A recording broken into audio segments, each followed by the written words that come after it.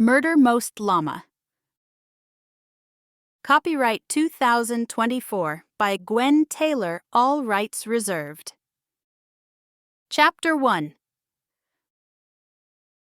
The world's angriest llama lives in my backyard. Through no fault of my own. It's genetic. Not the llama, I mean, but my ability to draw weird crap into my life.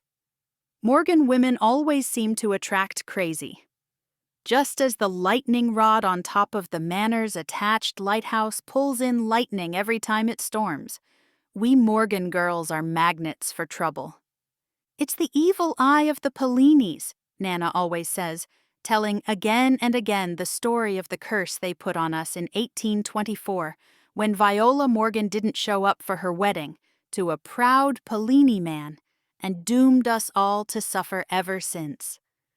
We're unlucky in life and love, Nana cautions every chance she gets, encouraging me to consider staying single. Forever. She believes in the curse, having had 2 divorces, both from Grandpa, whom she's dating again. She's also had more than her fair share of weird, like accidentally becoming a B&B owner, after tourists mistook her cozy beach house for their weekend getaway. So when I'd inherited a llama named Clancy from Uncle Ambrose, none of us really blinked an eye. Great Uncle Ambrose Morgan was an eccentric. The house he'd left me, probably to keep Clancy in the lap of luxury to which he'd become accustomed, was a testament to just how eccentric he truly was. I mean, there's a functional lighthouse, hidden passages, and a pool in the back shaped like a rocket, which everyone totally thinks is something else. My first thought upon inheriting the house was to alter that pool's shape, kinda like how you fix a tattoo of an ex's name. A little cover-up reconstruction. But I've been distracted by all the strange things happening in Morgan Manor, not to mention by the structure itself, and with no job and no love life since the newspaper finally folded, I had thrown all my energy into discovering what was going on in Morgan Manor. Not feeling like myself didn't matter so much when all my focus was on my latest project. I was doing something, making some kind of progress, even if I was just a shadow of my sassy self. With the aforementioned secret passageways, revolving bookcases, wall panels you might trigger by accident, and some doors that had to be opened by special keys housed in Ambrose's collection of puzzle boxes, the place was a veritable booby trap. I might never find all the manor's secrets, but I intended to try. One by one, starting with the doors and passages, the safer parts, the I have to admit they're cool parts of the manor. Those are the most normal. The other parts, the stranger parts, were what kept the residents of Butler Cove watching and waiting to see if I, too, would rise to the level of Ambrose's eccentricities. Like promising to come back as a ghost, hunting for evidence of the supernatural and his final feat, climbing up to the lighthouse's lightning rod in a storm and taking the whole surge. I planned to disappoint, and to break the Pellini curse, even though I was running out of options for true love in our small town. The dating pool wasn't dry, per se, but most of the swimmers in that particular pool would be right at home in Ambrose's design outback, as well as finding themselves redundant. Like Nick Pellini, Butler Cove's answer to both the town's most eligible bachelor and the community complaint investigator, aka our high sheriff. Basically, he's an arrogant jerk who was standing at my door in the dark of night, smirking at my llama pajamas. A little on the nose, "Hey, Morgan?" Nick liked to call me by my last name, and sometimes by a jock epithet like sport or slugger. I hated it, and he knew I hated it, so of course he used it every time he saw me. The only time he'd ever called me Paisley was when he kissed me after high school graduation and then ran off. Neither of us ever spoke about that moment. And I'd wager neither of us told our parents either. The Pellinis wouldn't like it any more than the Morgans. Maybe less. definitely less than I was liking being summoned late at night by the fuzz. I crossed my arms over my pajamas and mustered all the glare I had in me at the 9th hour. "What is it now, Nick?" I refused to call him sheriff, even when I'd interviewed him for the crime report, and that made his left eye twitch. So I had made it my life's mission to get his right eye going, too. For now, I'd accept that his left one wiggled a little as he pulled out the little spiral notebook from his shirt pocket. "Hate to break the news to you, slugger, but you've gotten another complaint." He smiled as he flipped the pages. "What's that make just this week?" 2, 3? The heck, he hated it. He was enjoying this. He pretended to frown. "Tsk, tsk. Seems the neighbors have heard, and I quote, a donkey raising an alarm in Ms. Morgan's backyard. Here we go again. That dang Mrs. Myrtle. If she didn't creep over here like the Hamburglar to spy on us, she wouldn't rile up Clancy and have him sound the alarm. If she heard him, it was because she spooked him, not the other way around." Nick shrugged. "I'm just the messenger, sport." But it wasn't Mrs. Myrtle this time. In fact, more than one of your affable neighbors called in, so I need to check it out, see if you're disturbing the peace. Do you mind? I rolled my eyes and stood aside. "Be my guest." Nick pushed past me into the foyer where I had masking tape, marking the part of the panel there that flipped to a secret chamber filled with fat, cream-colored tallow candles and silver mirrors. For now, X marks the spot masking tape and a spreadsheet was how I was keeping track of the Morgan Manor mysteries. If Nick saw my uneven X, he said nothing, only stalked with purpose toward the kitchen, which opened up into the backyard, where Clancy had his own little mini manor, special, built with all kinds of amenities a llama could want. Clancy slept there, but spent most of his daytime hours roaming the spacious area that eventually bled into the shore of Butler Cove Beach. Uncle Ambrose had done things right. Plenty of space for Clancy, excellent views for the human inhabitants, and private property that included an ancient rock wall that marked the division of my land from Mrs. Myrtle's. I was grateful for that ancient property line, else I would have probably had to deal with line disputes with the crotchety old lady who thought she owned the beach and the ocean itself. As it was, she'd kept me hopping since I'd moved in, going so far as to accuse Clancy of misdeeds.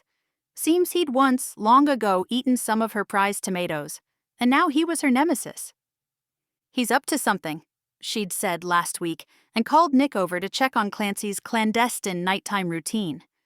According to her, Clancy had been practicing his circus routine. I don't know what she meant by that, unless she watched him play with his beach ball. Nor did I know what either she or Nick expected to find out there, but that was one good night's sleep I'd never get back because of Nick Pellini. I hoped tonight wasn't another. I followed after Nick and stopped in the kitchen when he did. He twitched his nose, and I suddenly wanted to watch Bewitched. "I smell something." My OCD brain went into investigative mode, too. "What? Like fire? Gas?" I looked around the kitchen thinking my ADHD distracted self had left a burner on, but Nick only grinned. "No, like snickerdoodles and coffee." That little... Fine. You can have some, but only if you'll tell Myrtle to stop calling the police every time Clancy farts sideways. "Talk about smelling gas," he quipped and opened the back door. I went first, since he had ushered me through like the gentleman I knew he wasn't, and headed over to the mini manor that I wished I'd had as a playhouse when I was a kid. Too bad it belonged to my smelly charge and was full of hay and pellets instead of dollies and cookies and tea. When Clancy didn't rise up like a periscope to mock me at the window, I figured he'd taken a stroll up to the fence that kept him from the open beach. "Clancy!" I cupped my hands over my mouth. "Come here, boy." Maybe he's inside. Nick inclined his head toward the mini manor. I didn't hear him. He usually stirs right up if I come out. He should be asking for a second treat and tuck in. Nick clicked on his flashlight, apparently not too happy with the quality of light from the lighthouse. He eased up to the playhouse and shined the light through a window. "How do you get in this thing?" I pointed to the front door. "You just open the front door and go in." "But Clancy comes through the other side, like a horse stall, see?" I walked around to the back with Nick at my heels and indicated the open gate entrance. "But he's not here." Or he'd have raised up and asked for treats, and his goodnight song, but Nick didn't need to know that part. At that thought, I patted my pajamas for the phantom stub of carrot Clancy had refused earlier. That would be in the house in my coat pocket. A coat I was starting to need. The ocean air had cooled the night faster than I'd realized. Then again, we were encroaching on fall, and the temps were starting to shift from tourist, torrid to Burr-month balmy as August hurried toward September. Nick turned his flashlight on me. "So, something did spook him?" It was my turn to shrug. "Looks like it." He's usually waiting quietly in here at this hour. Nick's flashlight beam moved across the ground. "There are footprints here. Some too big to be yours." "How can you be so sure?" "I think I'd have noticed a size 12 at the bottom of those pajamas." He held the light steady. "Unless you're also into heavy-duty work boots twice your size." "Not even a little." "Let's have a look inside. Can't be too careful for a woman alone, slugger." "Nick, would you stop calling me?" "Paisley, get behind me." "What? Why?" He didn't answer, just pushed me behind him with one swoop of his arm. "Don't look." "At what?" "Oh, God, no. Clancy?" My heart squeezed. I loved Clancy, temper and all. He had come to me for cuddles when he realized Ambrose wasn't coming back and made little hums of sadness until I sat with him in his playhouse and sang him to sleep. That had been our routine every night since. Clancy was mine now, my family. If someone had hurt him, I'd kill them. Did someone hurt Clancy? I fought my way around Nick's protective arm, my heart surging like it was going to catapult right out of my chest. Nick grabbed for me as I got through his barricade. I said, "Don't look!" But it was too late.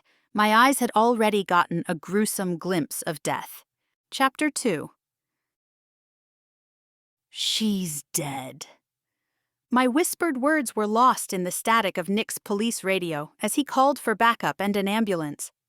He knelt to check a pulse, but I knew in my heart that it was too late for Mrs. Myrtle. Nick's head shake only served to confirm it. I watched him using his phone to photograph the scene, heard him detailing what we were seeing, smelled the rust of fresh blood mingling with the sweet decay of the straw bales and cedar chips. But none of it was real. It couldn't be real. I just kept thinking I'd seen her alive that evening, pretending to trim the roses that sprawled on either side of our ancient border wall, as she kept an eye on me and Clancy playing with his beach ball. This had to be a nightmare. The surreal blurring of Nick's features in the shaky light of his flashlight had to mean I was soon to wake up. But the cold wall keeping me upright bit into that fantasy as I slid down it into a slump perilously close to a pool of red.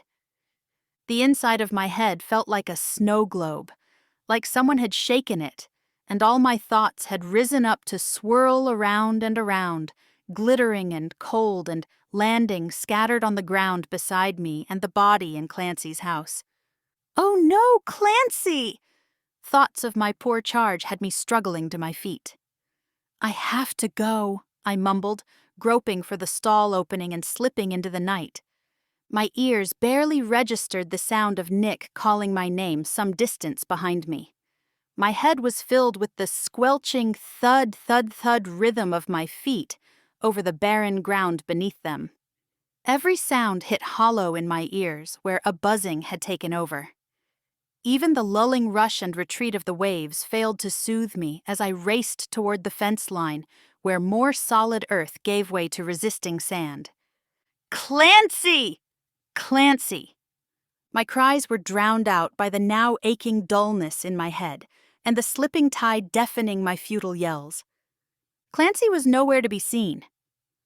I followed the fence line, coming to a halt at the gate that opened onto the beach. It was swaying on its hinges, moved back and forth by the wind coming off the ocean. This was not Clancy's doing. Someone had opened the gate, and that someone was not Mrs. Myrtle, that I would bet my life on. "Paisley!" I let Nick jog up to me before answering. "Someone took him, Nick."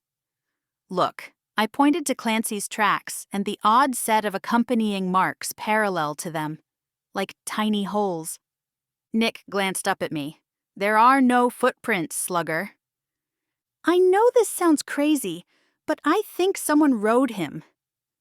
To his credit, Nick only allowed his eyebrows to show his incredulity. That would have to be a very small person indeed. And not what the crime scene indicates about a possible intruder, if there was one. The snow globe had once again been shaken in my head. Maybe I wasn't thinking straight. I know, but he didn't let himself out. Animals are more clever than we give them credit for. Nick examined the gate. Look, chew marks. Those are all over the property. He loves to chew wood. It's why all the paint is animal safe, even on the main house. Uncle Ambrose thought of everything and even mentioned that in his will. But this is not evidence. Clancy didn't let himself out. Never once has he been able to unlatch that gate. And he wouldn't leave. Not without getting tucked in with his blankie. I hadn't even sang to him yet. He wouldn't have gone. Nick's arm went around me, and I let myself lean into him. Just for a moment. Long enough to gather myself. "I'm fine. But I need to look for him." I turned toward the gate, but Nick stopped me. "I can't let you leave. You'll have to answer some questions. You may have to come down to the station." His green eyes were trying to be kind, and that made the situation even worse. And the plea I needed to make that much more difficult. "Look for Clancy, please. He'll be so scared." I held Nick's gaze, willing him to give in. "Please," I paused and swallowed back the lump in my throat and a good dose of pride. "Please, Sheriff Pellini." It was like someone had pulled a string that straightened his spine up in a snap. Nick nodded as if he'd come to some conclusion he wasn't sharing. "Let's have a quick look and then down to the station." "Thank you. You won't regret this. I promise. The night is young. There's still time for regret." Chapter 3. Clancy's prints ran out at the water's edge. Nick surprised me with his diligent search. He wasn't just a pretty face or the legacy hire I'd sometimes uncharitably thought he might be. He was also asking rather good questions of me. Surreal. If I weren't scared to death about Clancy and traumatized by Mrs. Myrtle's body in the mini manor, I would have had the luxury to be offended that I was a suspect. "I didn't kill anyone." "If that's what you're thinking." Nick didn't turn around, keeping the pace he'd set and shining that turbo flashlight of his around the beach. "I'm just doing my job, sport." We were back to sport. Good. Great. I know. But you should know I have been in the manor since 7 on a live call with dozens of witnesses. So, alibi, check. Nick snorted. Those can be faked. "Maybe in the movies," I murmured. "What's that?" My teeth chattered, despite my effort to keep the shivers that were creeping up on me out of my voice. Movies. No one in real life is going to that kind of trouble. Nick stopped and pulled off his BCPD windbreaker. "Here, put this on." "You came out without any protection." "I didn't know I'd need it." "Always be prepared" is my motto. I thought that belonged to the Scouts. We can share the motto. Speaking of sharing, tell me about your relationship with Mrs. Myrtle. More subtle interrogation, but still, I was a suspect. I didn't know how I felt about that.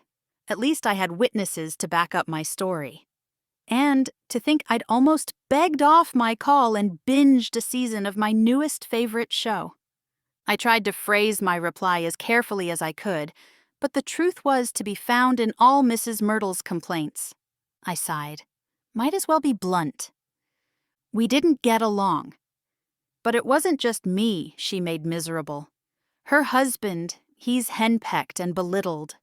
Florence, whose property joins Mrs. Myrtle's on the other side, she's been locked in a decades-old dispute with her over an apple tree they both claim. Anyone else who might wish her harm? I nodded, even though he had his back to me. Yeah, Miss Higgins. Miss Alma May Higgins from across the street. She's a little old lady with enough southern sass to choke a mule. Nick stopped. Or a llama? I reached the spot where Nick stood in 2 more strides. That's not funny. His face was serious. I wasn't trying to be funny. She's one of the callers tonight. He let the light of his flashlight wash over me. Is she capable of murder? I doubt it. She's in a wheelchair, and she's all of 5 feet. And, not to be ageist, but the woman's 100 if she's a day. Or at least she's getting up there. Who else? Alma's nephew. The Watsons, next door to them. The Odoms, I shrugged. You might as well interview the whole neighborhood.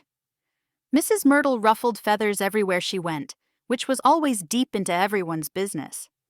Including yours? He turned. We've run out of beach for tonight. But Clancy is out here somewhere, I practically wailed. We'll get a search party together, maybe start fresh in the morning. My heart tumbled down my ribs like a depressing game of Plinko. He's not good at being alone. I looked around at the beach that ended in a jagged range of rock, like a giant razorback rising up from the sands and cutting off the more private residential beach from the more public one on the other side. Butler Cove's beaches drew in more families than partiers and bums, but still sometimes the literal line in the sand kept out unwanted tourists. But tonight, I felt like it could be a vast rift between me and Clancy. What if he'd been there before the tide had come up? What if he was being held hostage? What if he was just on the other side and scared and alone? Clancy! I cupped my hands and shouted louder, tasting the spray of salty water hitting my lips as I yelled into the void of night. Clancy! Clancy Schmancy! Nick tugged at the coat he'd given me. Come on, he's not out here. Maybe I should go over and look now. What if? The ME and her team should be done by now. I can't stay any longer. He'll be okay. We'll start first thing in the morning. For now, I have to get you and all the neighbors sorted. I gave the ridge one last look. Okay, but I'm coming with you to talk to them. I held up a hand before he could protest. It's my life on the line here. And my llama.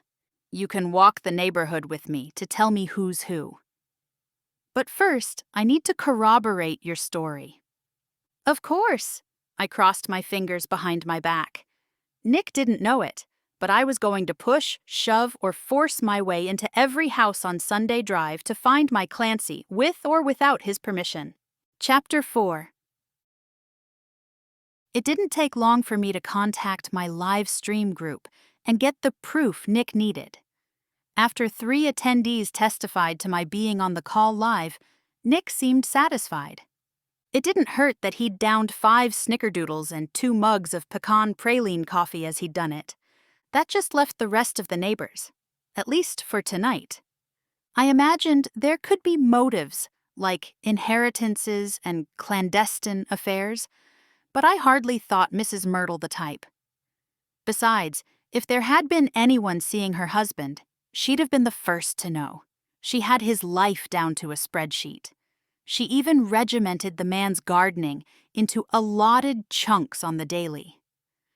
I thought about her prized tomatoes and how mad she'd been lately that her husband hadn't produced any tomatoes of size. At least Clancy hadn't sampled them this year. I wondered if Mr. Myrtle would feel freedom once the reality of his wife's death set in, or if, like a bird caged its whole life, he'd still sit there on his narrow perch, even as the door swung wide open. I didn't voice the thought, but I did tell Nick how henpecked Mr. Myrtle was as we climbed up the steps to his front porch. Everything was spotless, as always, except for Mr. Myrtle's garden wellies. They were muddy, dirt clumping off them onto Mrs. Myrtle's tidy porch. "Nick, look." I eased over beside the screen door and towed at the clumps of mud laced with straw, and I dug in with the tip of my shoe. Yes, cedar chips. Nick's face went from that of an empathetic man about to deliver bad news to the cold formality of an interrogator. I saw just how much I'd misjudged his questioning me. I hadn't been a real suspect after all. I'd certainly not faced this side of Nick Polini, nor did I want to. He turned to me and simultaneously unsnapped the little leather catch on his holster. "Go back over on your side of the wall, please." "Nick, you'll need me. Go." "Don't argue." I did as he asked, easing off the porch and padding softly across the perfectly manicured yard on the balls of my feet, like somehow tiptoeing back over was necessary when Mr. Myrtle was as deaf as Beethoven. I heard the snap of the screen door, and knew Nick was delivering the news and preparing to give Mr. Myrtle the 3rd degree. But despite the evidence I'd found, I knew the truth was still on the loose. And like my poor Clancy, its only hope of being found rested squarely on my own shoulders. Chapter 5. The neighborhood that had always felt so comforting was decidedly eerie tonight. Macabre even, as the trees and decorations lining the street danced oddly in the strobe lights of several Butler Cove PD cruisers. I was no longer a person of interest, at least in Nick's eyes, but my house was still getting the once-over of a lifetime with a fine-toothed comb. That was disconcerting itself, having strangers roaming around Morgan Manor, finding my X-spots, and prying into the manor's secrets. And mine. Not that I had much to hide from the world, but in a small town, achieving even one secret kept from the all-seeing eyes of your neighbors was no small feat. Now most of the neighbors were out on their lawns and front porches, watching, waiting, wondering what the truth was, but not concerning themselves too much with it, as they speculated what had happened. A few called out to me as I walked by, but I waved and kept walking, calling for Clancy every few houses until I came to the end of the cul-de-sac, where Florence's property met Mrs. Myrtle's. The two of them had the largest properties in the neighborhood. They'd never sold off a lot, unlike some of their original neighbors, most long gone. Like Uncle Ambrose, they wanted room to roam, so the left side of the street had fewer houses, but just as much turmoil. I gazed up at the dark house. Florence was as nosy as the rest of the neighborhood, but there wasn't even a porch light on. On a whim, I opened the mailbox. Full. Actually, it was overflowing. I could tell Nick I'd eliminated another suspect. If he hadn't already realized that Mr. Myrtle wasn't the guy, I'd have to push him towards someone else. I still had a sneaking suspicion that someone had braved Clancy's temper and taken a ride on him straight out of the crime scene and into the oblivion of the erasing tide. I pulled Nick's windbreaker tighter around me, warding off the chill seeping into my skin. I needed to get home and get something more substantial on if I were going to go to the other houses with Nick. I made the decision to first look for Clancy on Florence's property, but finding nothing and hearing nothing but the ocean and the distant sounds of the emergency workers at my house, I cut back across Mrs. Myrtle's backyard toward our shared rock wall, effectively avoiding Nick's wrath lest he see me in the street, and also giving the neighbors something else to add to their story tonight. The disappearing Paisley Morgan. As I approached the rock wall, I was glad I had on good shoes at least. But that thought soon left me as I froze at the sound of snapping twigs. I wasn't alone. But I was right out in the open. Not wanting to be too stupid to live, I dropped low and crab-walked the few feet to the wall where it swelled out with thorned roses and crumbling stones. I expected some masked villain to emerge from the dark, but what I heard lifted my heart from the pit of my stomach where it had been swimming since finding Mrs. Myrtle and no Clancy. Little snuffles of morning had me rising up and racing toward the sound. Clancy! I threw myself at my poor llama and almost cried when he whined and pressed his head into my shoulder. You're okay now, baby. It's going to be okay. I murmured nonsensical words until the little snickers of happiness settled into occasional whinnies. Come on, Clancy, let's get you home. Chapter 6. Forensics swarmed us as Clancy and I walked into the light of the Manor's lighthouse. Nick was waiting, hair mussed in what I imagined had been several agitated swipes, maybe also accompanied by a few curses aimed at my foolhardiness. Where have you been? He took in Clancy, who was snorting and spitting at the team in white bodysuits, attempting to get near us. Where did you find him? I did what you told me to do. I knew you had the wrong guy, and I wanted to eliminate Florence, too. She's not been home for days. It's not her. I'll follow up on that. Alone, he shook his head at me and pinched the bridge of his nose. Mr. Myrtle is in custody. We have to follow the evidence. So do I. There are no big brogan footprints leading to the beach. That's the lead I'm following. The answer is there. Someone borrowed those, sure as I'm standing here. And I'll work within the parameters of that evidence, too. But you can't go off getting yourself into trouble. Okay, I won't. But we still have people to talk to. No, I have people to talk to. You said... Nick waved his hand for silence. I didn't obey. Just let me introduce you to Miss... Alma May and her nephew and the other neighbors on that side of the street. You've got, 4, 5 more houses tonight? I can help make it go faster.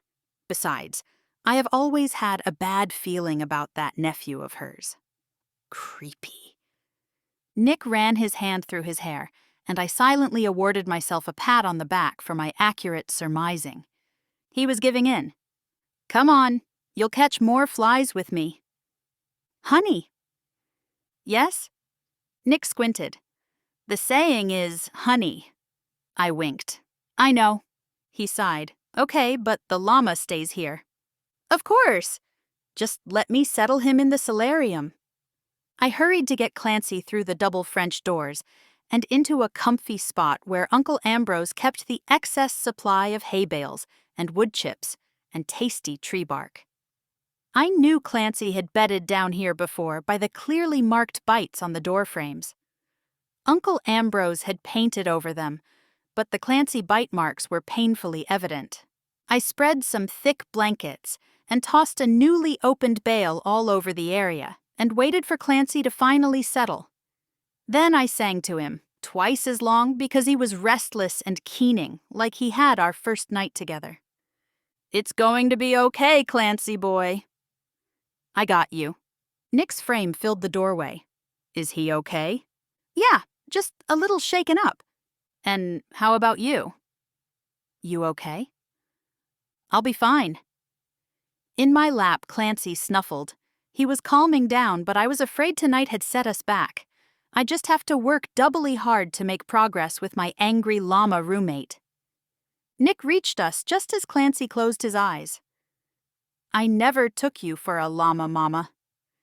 Some have greatness thrust upon them. Right, Clancy? I soothed and looked up to find Nick's face close to mine. His gaze lifted from my lips to my eyes, and the smile he gave me sent me back to graduation night over a decade ago. His voice was low as he said, You were born to greatness, Paisley Morgan. Was Nick Polini going to kiss me? Was I going to let him? I gulped, wondering if his head was actually dipping towards mine when Clancy's up periscope broke up whatever moment had been happening. Clancy furled his lips and spat at us both, and we broke up into laughter that was probably as much a release of tonight's tension as it was anything else. Maybe I'd even imagined the intent of a kiss behind Nick Polini's eyes. Maybe. I cleared my throat. Okay, he's calmed down enough, I think. You sure they know what they're doing? I inclined my head toward the uniforms standing outside. Completely certain. Okay, I'm trusting you. I waited until Clancy's breathing evened out, and then left him there under the watch of 2 officers Nick once more swore were animal whisperers. I hated to leave poor Clancy, but I had an idea that I could serve justice tonight, that I'd know it when I saw it or smelled it or something. We knocked on a few doors, but nothing jumped out at me. Not the alibis, not the motives, nothing. Not even a whiff of eau de Clancy that I'd hoped I could pick up. I said as much to Nick as he rang Ms. Alma May's doorbell. Don't put all your eggs in that basket, sport. People know how to cover their tracks. I know. I was just hoping I'd see something or smell something. You might. Keep your eyes and ears peeled. And your nose, I guess. He glanced at his watch. Maybe she's in bed. We can come back tomorrow. The lace curtains fluttered. She's up. Ring it again. From inside, a classic little old lady voice rang out. Coming! It took another minute, but the door opened, and Miss Alma May rolled backwards in her chair to offer us entrance. What's happening tonight? I've been scared to death with my nephew not home.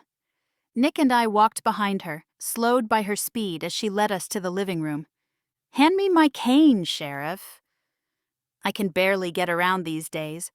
Rheumatez got me gnarled and bent like an old tree.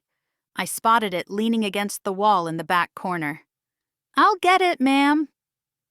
You're spry as ever, Ms. Alma, I enthused, hoping to get her talking about herself and the nephew I knew she often let stay at her house. He struck me as the type to be into shady dealings. I looked around and noted a few masculine items, including a duffel bag and gym equipment. Sonny staying with you now? Yes, he is. He's a good nephew. He's taking care of things around the house for me. She reached for the cane, and I turned it in my palm and froze. The indentations under my fingers were unmistakable.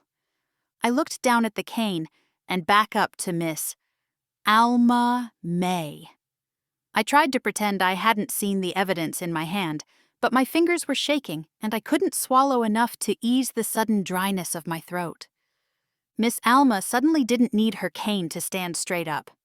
I always liked you and crazy old Ambrose.